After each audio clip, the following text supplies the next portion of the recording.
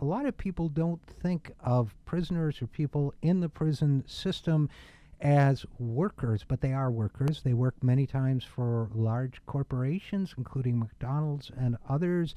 They don't get much in the way of compensation for their work, and that work is, of course, obtained under certain conditions of compulsion. As of September 9th, there has been a prison labor strike in place, underway. Joining us now is one of the organizers of that strike, especially in North and South Carolina.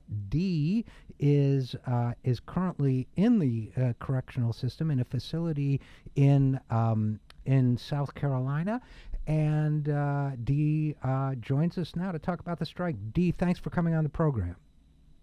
Well, thanks for having me. Thank you for taking the time to spotlight the September 9th strike. I think it's a very, very it's an important issue. So tell us a little bit, if you would, how you all got together and decided to organize this strike. Well, particularly for the Carolina area, we came into the ball game kind of late. We learned of the strike through the IWW, which back here we call the IWC. We learned through them, which is a workers' organization.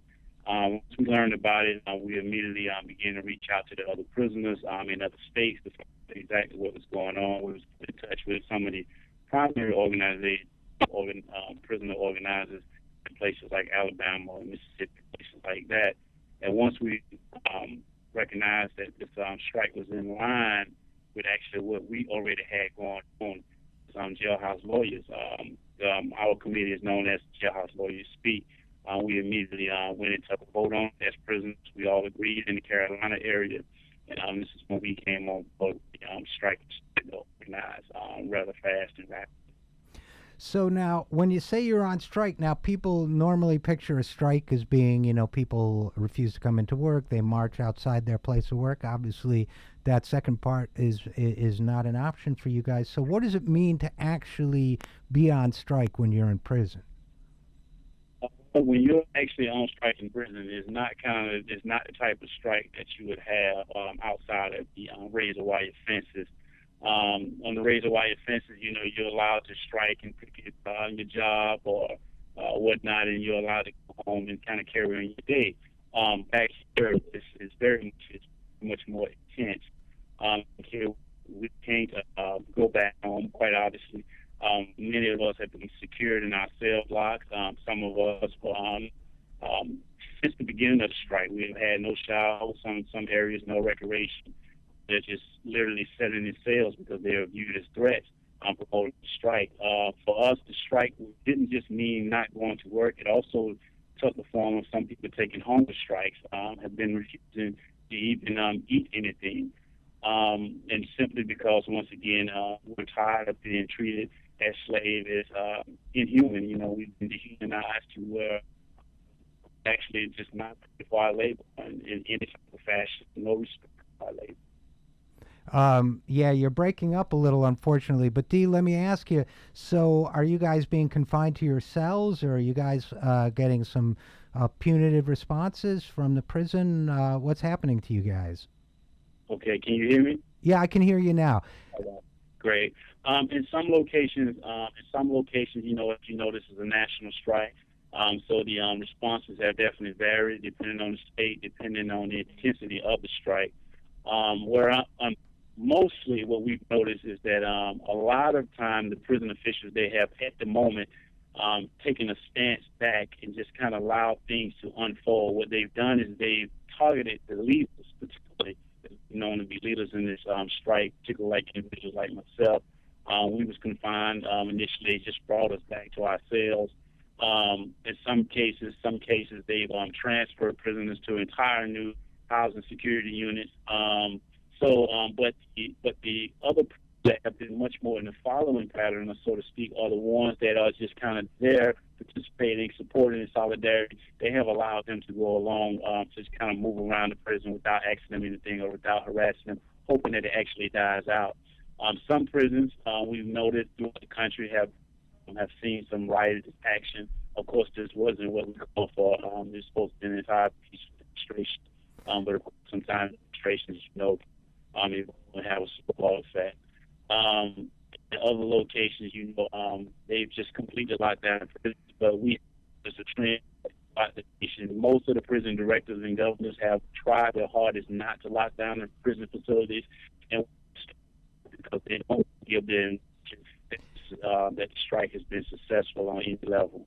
All right, so we lost a little bit of that, but we got most of the gist of what you were saying. And so, what kinds of jobs, like where you are, or as far as you know, in some of the other prisons, what kinds of jobs are people not doing right now? What kinds of jobs are people resisting right now? All right, particularly the private industry jobs. You have many prisoners that are refusing to go into these private industry jobs. Of course, we do have our share prisoners that are still participating, that have been compliant for a very number of reasons through coercion. They don't want to lose their visiting privileges. They don't want to be placed on lockup. They don't want to be transferred. They don't want to lose their parole status. So it's a number of reasons they've been coerced to actually work. But the ones that are resisting, that are not going in, they're resisting jobs like like rebuilding transmission plants. We have that here. The hardwood floor, where we sand hardwood and sand it down, make a finishing product. This is what we call handcrafts. We do that type of stuff. You have people not reporting for that. You have people not reporting to fabric shops where they're creating material or making shirts or chemical shops. So it's a host of different jobs, and some of the general labor jobs that are not necessarily connected directly to the private prison industry. Companies directly, like the kitchen workers, the yard crews, the indoor workers. So it's a whole host of jobs that prisoners are no longer attending or going to. Yeah, and for those of us just joining us on this 0 hour, we're talking with Dee, who's the leader of the prison strike, who is in a prison now, which is one of the reasons why I think our reception is really, really bad right now. Dee is located somewhere in South Carolina. So has there been any response? Well, let me ask this first. So what are your specific demands? What are you guys asking for, and who are you asking it to? Okay. Can you hear me pretty clear? Is it? Yeah. Try to get in a better position. Yeah, if you All can, right. but don't. We'll work around it. All right, and thank you too. To answer your question, nationally, our national demand that connects all the prisoners together is the abolishment and part of the whole 15th Amendment of the United States Constitution that actually sanctions legalized slavery in this country. I'm always one of the ones to let everyone know that we are the only nation that I know of that actually has slavery legalized in this country, in this Constitution. So that's something that everyone is united on. We're united on this because we feel like this is what companies use to get around the labor laws. They use it to get around even the safety standards that would normally be out in society that will hold students, workers, and employees. They get around all that through this 13th Amendment. So we're all unified on that. We're all unified on having wages. We want living wages paid to us. Saying if you're going to get us up early in the morning, if you're going to force us to come to your job, then at least pay us wages. In many states, there are no wages paid at all. And in some states, of course, a 15 to 20 or $25 an hour job out in society, they can bring it back here, and we end up with a pay. Right. Right. Now, let me also ask you, and again, we're talking with Dee, who is incarcerated in somewhere in South Carolina. Let me ask you also, how many you think of the people, just a guess, how many of the strikers you think are in private prisons? And how much does does the private prison industry have to do with this kind of exploitation? Okay, well, when you're actually speaking about the private industry, they actually have a huge deal to deal with. You got to understand, though, But the private prisons themselves, they're only like 10% of the market, okay? Right. They profit anywhere between 7 to 4, maybe 7. I think at last I checked, it was like 7.4 billion per year, privatized prisons. But what people don't recognize is that these same private companies are not just operating entire prisons, they are also operating small buildings that are employing thousands, hundreds of thousands of prisoners throughout this country, almost on every single prison compound that is in this country, particularly the maximum security prisons. You will find a private prison building on those yards operating, manufacturing jobs. They are all around in every single state. You will find them. So a lot of times it's not just necessarily a private company operating an entire prison. It's also the fact that they allow the gates of state and federal facilities to operate right there on the premises. As far as I think your question was how involved are they? We would say they are the complete picture. They are the complete picture. Everything back here is privatized on one level or another, whether they're privatized entire prisons or state or federal prison. It's the entire picture. So yeah, so you're saying even in that majority of prisons that they call public prisons, there's private action going on, private companies making money, and that, as far as I know, that also includes a lot of private corporations are providing prison health care. A lot of corporations are charging for prisoners to make phone calls or video calls to their families. My understanding is that those are extremely expensive as well, right? Absolutely. That is the monopoly of the market. We can only go to one store, and that store is the canteen. They have one company that they operate from. We can only go to one medical unit. There's one company that operates that medical unit. I tell people at times, we have to recognize that a prisoner's mere body in a bunk is money for some company or corporation. This is why they are adamant about pushing laws for tougher sentencing, harsher sentencing. Why? Because they need bodies back here to continue this factory. They need it to continue to go on. Yes, absolutely. From the medical units, which is really sad because private companies are going to always cut where they can cut at in order to make more money. It's about money today. It's not actually about curing or treating the prisoners. It's about bandaging them up, making them look good, and getting them on through, but not really actually treating the ailments that they may have.